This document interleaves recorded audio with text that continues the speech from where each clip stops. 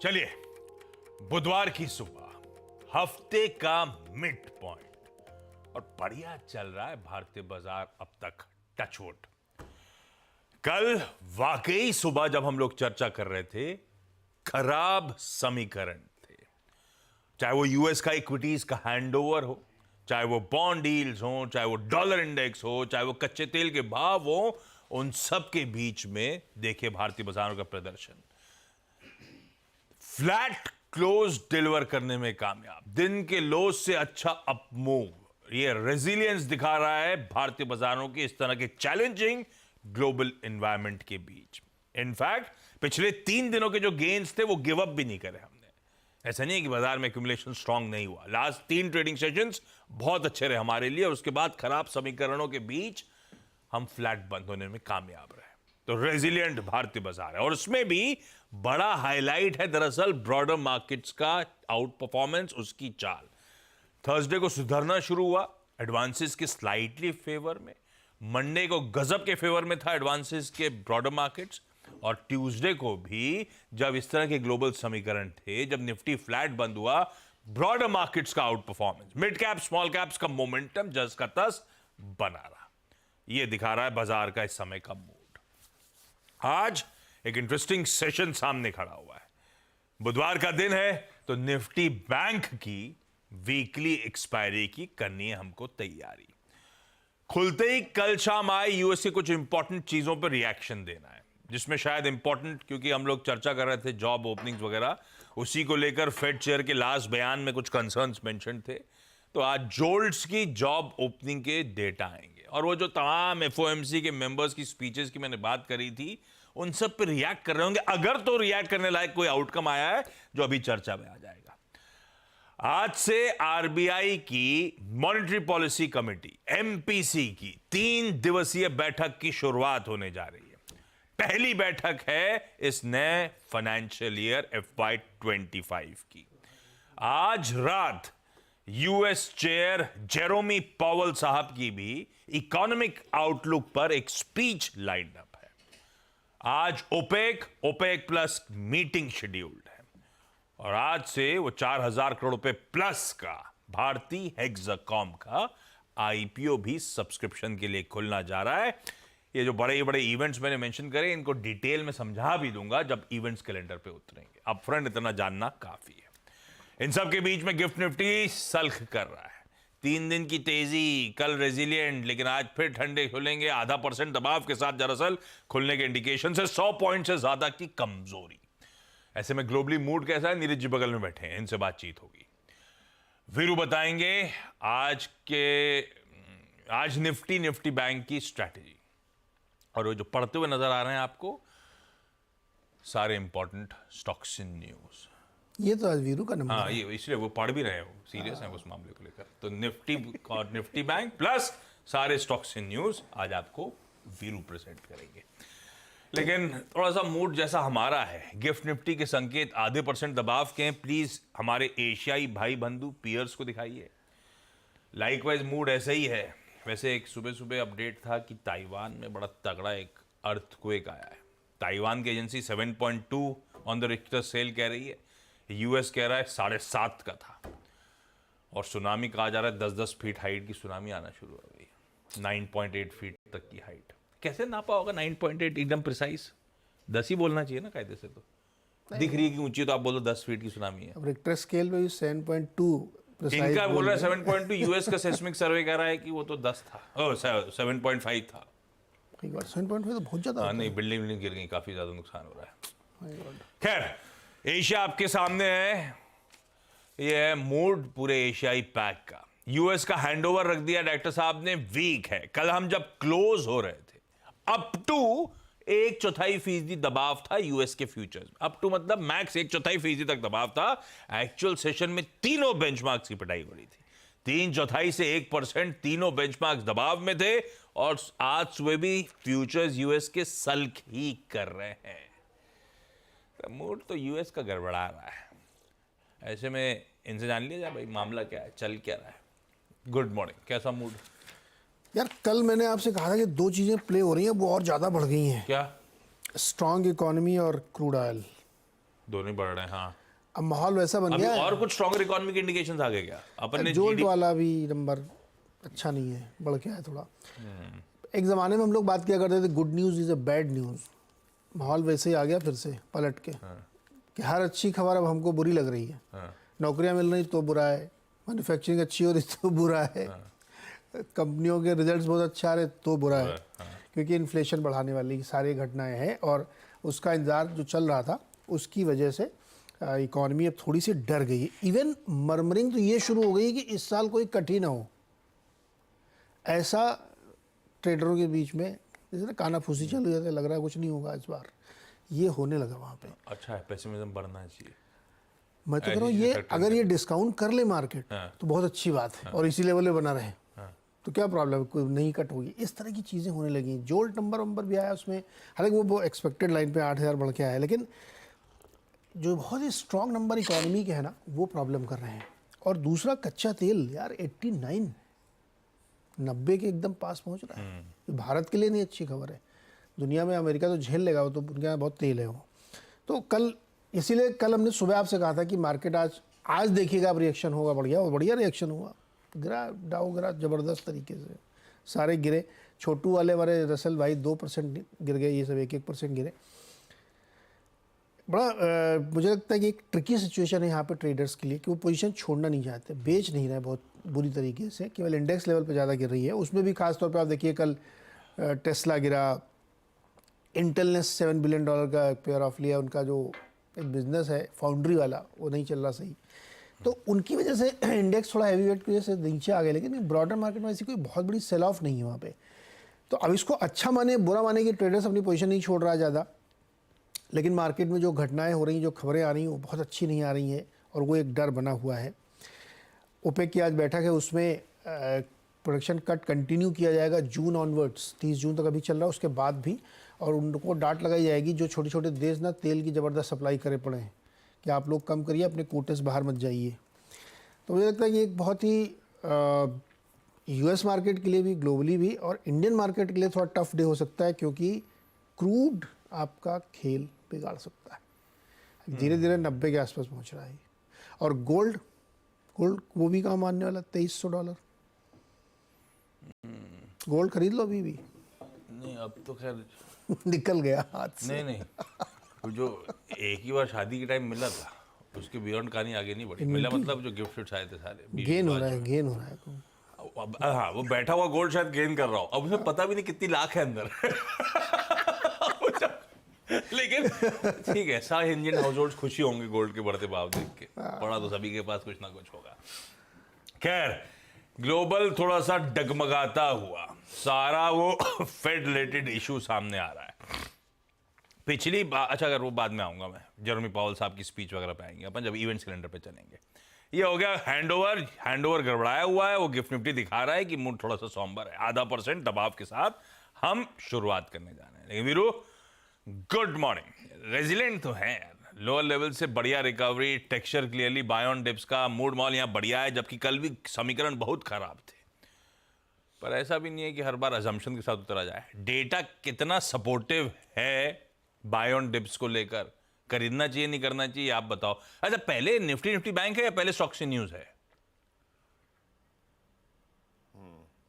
पहले US market है, पहले यूएस मार्केट को डिस्कस करते अच्छा हैं, ठीक है, थोड़ा सा है ना। ये देखिए, अभी नीरज जी ने कमेंट की थी यूएस को लेकर। हाँ। मैं थोड़ा सा जो क्यों लेता हूं ना यूएस से, CY24 में, सिंस जनवरी 1 जनवरी से लेकर अब तक नेस्डेक और डाउ जोन्स दोनों, डाउ जोन्स ज़्यादा स्ट्रॉन्ग रहा है। दोनों ही इंडस्ट्रीज ने 6 to 7 टाइम्स हिट किया है अपने 20-day एक्सपोनेंशियल मूविंग एवरेज को, लेकिन सेकेंड कंसेक्यूटिव सेशन यानी दूसरे एग्जैक्टली सेशन में वो रिवर्सल आ जाता है। तो मैं अभी बहुत गंभीर नहीं हूं यूएस के टेक्सचर को लेकर। डाउ जोन्स सेफ है जब तक कि ये 38,700 की ट्रेजेक्ट्री, 38,800 की ट्रेजेक्ट्री को ना तोड़ दे। नेस्डेक सेफ है जब तक कि ये लगभग 15,800 की ट्रेजेक्ट्री को ना छेड़ दे। आप डाउ जोन्स नेस्डेक पे जाके 20 डे में अप्लाई कीजिए। CY24 में 6 to 7 टाइम्स हिट करके अगले दिन रिवर्सल आ गया है, बट यस, इस बार 20 डे में हिट हुआ है। तो आज का सेशन, कल का सेशन काफ़ी क्रिटिकल होगा। अब मुझे क्या करना है, इससे सेंस क्या लेना है? देखिए, कल भी आशीष हमारी अप्रोच क्या थी, लेवल देखिए आप जरा। बाय द डिप्स टुवर्ड्स 22381, 381 हमारा लेवल था बेस वन और 387 इंट्राडे लो था। एज ऑफ नाउ हमारा बाजार ठीक है, अभी डेटा कह रहा है कि 22,500 के ऊपर का नहीं है, बट जो भी हमारे पास रेंज है उसमें लोअर एजेस बाजार उसको रिस्पेक्ट दे रहा है और वहीं से पुल बैक आया। आज के सेशन को मैं कैसे अप्रोच करूं, पहले इंस्टीट्यूशनल स्टैट्स देखते हैं। आपकी स्क्रीन पे इंस्टीट्यूशनल स्टैट्स आएंगे।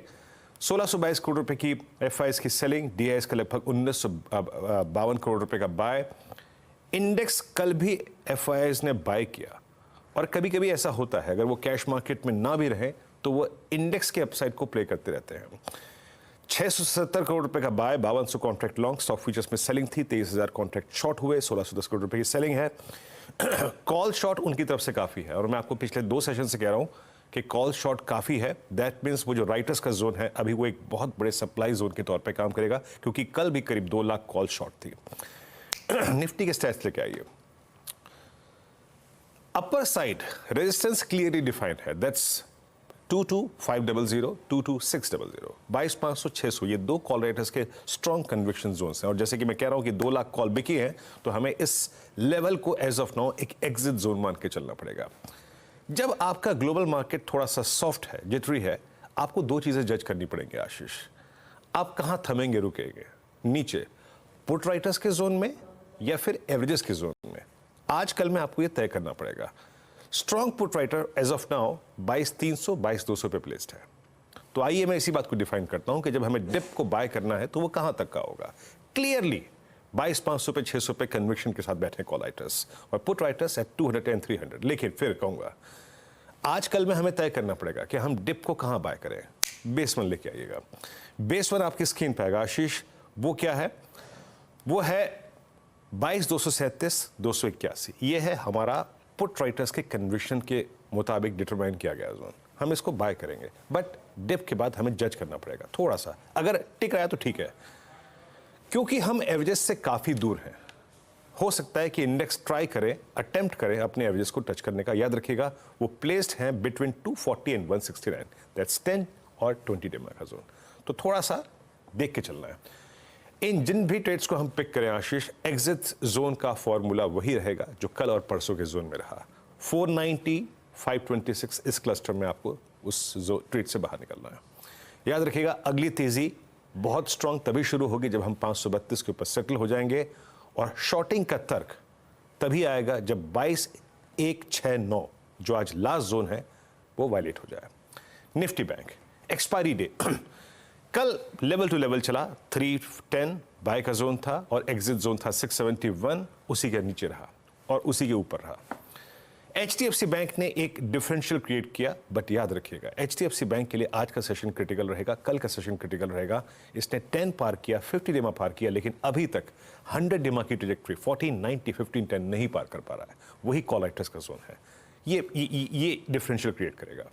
मैं बैंक निफ्टी को कैसे अप्रोच करूंगा? 47,200, 300, 47,000 पुट राइटर्स का कन्विक्शन जोन है और कॉल राइटर्स 2 जगह प्लेस्ड है, 47,500, 700 और उसके बाद 48,000। और एक और चीज याद रखिएगा, लेवल्स पे आइए। हमें अभी जैसे कि निफ्टी के केस में था, निफ्टी बैंक का केस भी वही है। या तो पुट राइटर्स का जोन वो क्या है 47,300 और 47,000, या फिर एवरेजेस कहां प्लेस्ड है 47069 और करीब करीब 940 के बीच में 2 एवरेजेस प्लेस्ड है। तो डिप के बाद हमको दोनों जोन्स को जज करना पड़ेगा, कहां तक का डिप बाजार एब्जॉर्व कर रहा है।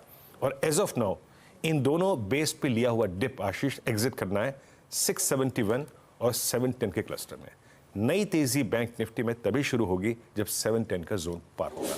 एज ऑफ नाउ बेस 2 तक शॉर्ट करने का व्यू इन दोनों ही इंडस्ट्रीज पे नहीं है आशीष।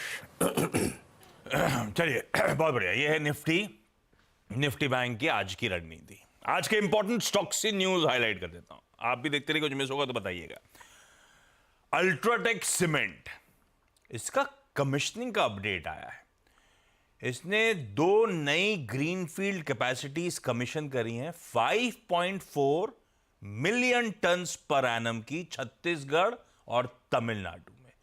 इस कंपनी की कुल कैपेसिटी अब 151.6 मिलियन टन्स पर एनम है। इसने अपनी रिलीज में मेंशन करा है 151.6 मिलियन टन पर एनम को पर्सपेक्टिव में रखा है। यूएस की पूरी सीमेंट कैपेसिटी का 150% और पूरे यूरोप की सीमेंट कैपेसिटी का 80% अब हमारे पास है। ये साइज हो चुका है। इतनी बड़ी कंपनी हुई। ये है अल्ट्राटेक सीमेंट। दूसरा, ऐसे ही रैमको सीमेंट का अपडेट आया कि इन्होंने अपनी लाइन 2 कमर्शियल प्रोडक्शन कमेंस कर दिया है। 0.9 मिलियन टन पर एनम की क्षमता ऐड कर दी है। दोनों कंपनी वैसे कल सीमेंट रडार पे थे, ये सब स्टॉक्स वैसे ही कल कुछ अपडेट्स आ रहे थे प्राइस वाइज को लेकर, तो ये सब हरकत में थे, पर ये कमिश्निंग अपडेट शाम को आए। जी एंटरटेनमेंट एंटरप्राइजेस, इस कंपनी के एमडी और सीईओ पुनीत गोयनका साहब ने, ये कंपनी ने अनाउंस करा है कि उन्होंने डिसीजन लिया है कि वो 20% अपने रेम्यूनरेशन में रिडक्शन लेंगे। भाई, लार्जर स्ट्रैटेजिक और फ्रूगल अप्रोच जो ऑर्गेनाइजेशन का है, उसके साथ साथ वो ऐसा कर रहे हैं। लास्ट ईयर वैसे उनका रेम्यूनरेशन था 35 करोड़ रुपए का, तो कट लेंगे थोड़ा सा।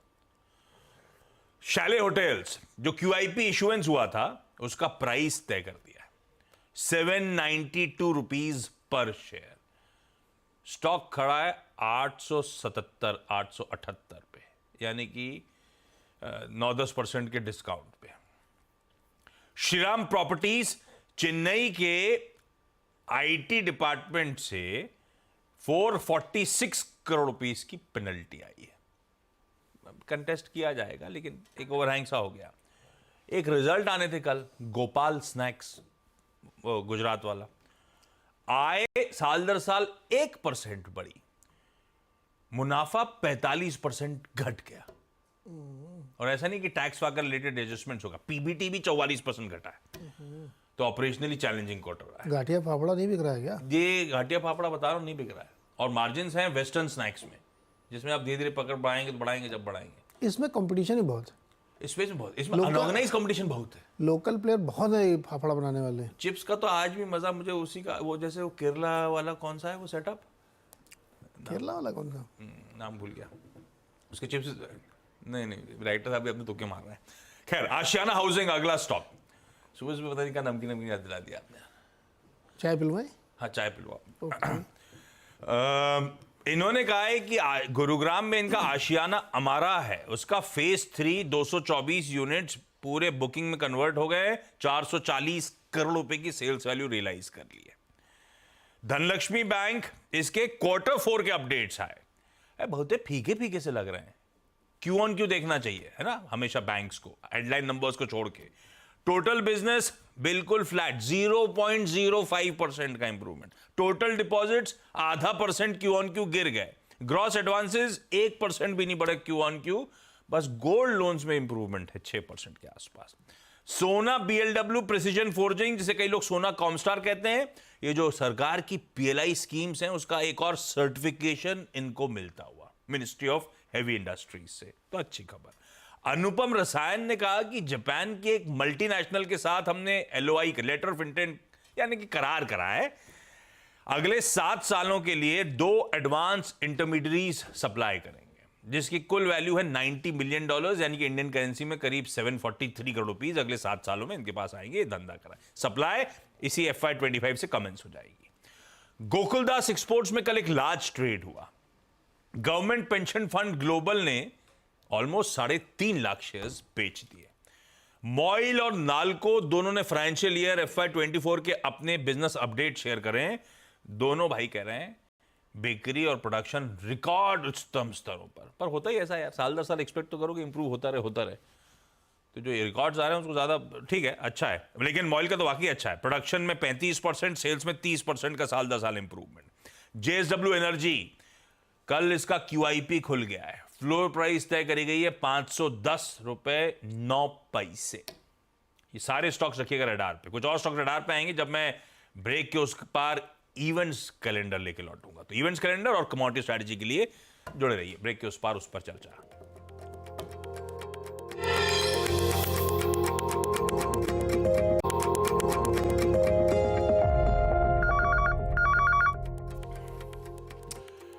चलिए भाई, ब्रेक के बाद आप सबका स्वागत है। आज का इवेंट्स कैलेंडर, पहले वेडनेसडे निफ्टी बैंक की एक्सपायरी का दिन। आज से आरबीआई एमपीसी बैठने जा रहा है 3 दिवसीय। फ्राइडे को सुबह 10 बजे क्रेडिट पॉलिसी का अनाउंसमेंट, पहली इस नए फाइनेंशियल ईयर की। लार्जली एक स्टेटस को, यानी कि दरों में शायद कोई छेड़छाड़ ना हो, क्योंकि आरबीआई के टारगेट से इन्फ्लेशन अभी भी ऊपर है और ग्रोथ बढ़िया चल रही है। पर बड़ा सवाल, क्या इस बार स्टैंस में बदलाव होगा या नहीं, उसका भी आंसर है। बहुत लोग मानते हैं कि न्यूट्रल लिक्विडिटी स्टैंस में शिफ्ट लेना अभी प्रीमेच्योर है, तो शायद वो भी ना हो। खैर देखते हैं। फेड चेयर जेरोमी पॉवेल साहब की स्पीच, अगली इंपॉर्टेंट चीज। 9:40 इंडियन स्टैंडर्ड टाइम रात में इकोनॉमिक आउटलुक फोरम है कैलिफोर्निया में, जिसको संबोधित करने जा रहे हैं। मतलब इकोनॉमिक आउटलुक पे उस फोरम को संबोधित करेंगे। लास्ट स्पीच थी सैन फ्रांसिस्को में। पॉवेल साहब ने ये स्पेसिफिकली कहा था, we are not in a hurry to go for a rate cut. देखते हैं आज क्या शब्द निकलते हैं। वैसे बोमन, गोल्सबी, बार, कुगलर, ये सब एफओएमसी मेंबर्स, इनकी स्पीचेस साथ साथ लाइंड अप अलग अलग इवेंट्स में। ओपेक मीटिंग आज है। वैसे लार्जली अनलाइकली है अपने आउटपुट पॉलिसी में कोई भी चेंज करें। एक्सपेक्टेड है जून में जब फुल फ्लेज मिनिस्टेरियल गैदरिंग होगी तभी नीडल मूव करेगी। आज की गैदरिंग में शायद वो कोई पॉलिसी रिकमेंडेशंस हो ना, लार्जली मार्केट को लेकर अपडेट्स होंगे और मेंबर्स को आउटपुट कट इंप्लीमेंट करने पर थोड़ा सा फोर्स किया जाए। भारतीय हेक्साकॉम आईपीओ आज से खुलेगा, फ्राइडे को बंद होगा। ये भारतीय एयरटेल की सब्सिडरी है, 70% भारतीय एयरटेल का है। वो हेडलाइन में लिखा हुआ था कुछ ब्रॉडबैंड सेवाएं, नहीं, प्योर प्लेस टेलीकॉम कंपनी है। मोबाइल सेवाएं, लैंडलाइन सेवाएं और ब्रॉडबैंड सब कुछ देती है भारतीय एयरटेल की ही उसके अंदर, ब्रांड के अंदर। इसके पास राजस्थान और नॉर्थ ईस्ट के सर्कल्स हैं बस। 7.5 करोड़ का ओएफएस, एक पब्लिक शेयरहोल्डर, वो अपना आधा स्टेक बेच रहा है। 4,275 करोड़ पे मोबिलाइज करने आ रहे हैं। अशोक लेलैंड एक्स डेट होगी, डिविडेंड की 4.95 रुपए का एडजस्टमेंट होगा। एसआरएम कॉन्ट्रैक्टर्स, इसकी लिस्टिंग आज है। 210 रुपए का इश्यू प्राइस है, 130 करोड़ रुपए जुटाए और तगड़ा रिस्पॉन्स था भाई साहब। छोटा आईपीओ है, 87 टाइम्स ये आईपीओ भरा था। चाइना का सर्विसेज पीएमआई, यूरोजोन का इन्फ्लेशन नंबर और अनएम्प्लॉयमेंट रेट और यूएस की क्रूड ऑयल इन्वेंट्रीज के नंबर्स आएंगे। 2 लॉन्चेस हैं गाड़ियों के। टोयोटा इंडिया की अर्बन क्रूजर टाइसॉर आज डेब्यू करेगी। ये बेसिकली मारुति सुजुकी जो फ्रॉन्क्स है उसी क्रॉसओवर पे बेस्ड है। Mahindra XUV, Kia Sonet, Nissan Magnite, hyundai Venue और इवन फ्रॉन्क्स से कंपीट कर रही होगी। दूसरी स्कोडा सुपर्ब का लॉन्च है, अपडेटेड वर्जन। लॉन्च नहीं कहना चाहिए, री इंट्रोड्यूस हो रही है दरअसल हिंदुस्तान के बाजार में, फेज आउट हो गई थी, वापस आ रही है। दिल्ली हाई कोर्ट में आज अरविंद केजरीवाल साहब का मैटर पोस्टेड है हियरिंग के लिए। और राहुल गांधी साहब आज केरल के वायनाड से अपना नॉमिनेशन फाइल करने जा रहे हैं दोपहर 12 बजे। आज की कमोडिटी स्ट्रैटेजीज, तब और अब की प्लीज सेकंड प्लेट दिखाइएगा। सब कुछ वैसे ही उछला उछला ही नजर आएगा। बॉन्ड हो, डॉलर इंडेक्स हो, कच्चा तेल हो, कुछ सुधरा नहीं है। कल तेजी का दिन था, आज उन्हीं तेजी के साथ ही कंसोलिडेट कर रहे हैं, सारे के सारे लेवल्स पे वहीं बैठे हुए हैं, तो कुछ कूल ऑफ नहीं हुआ है। केडिया कमोडिटी का अजय केडिया साहब कह रहे हैं दांव का लगाना है कमोडिटीज में, चांदी खरीद लीजिए। कल भी चांदी खरीदने की बात हुई थी सुबह सुबह, आपको याद होगा, जब कुंवर जी ग्रुप के एनालिस्ट जोड़े थे।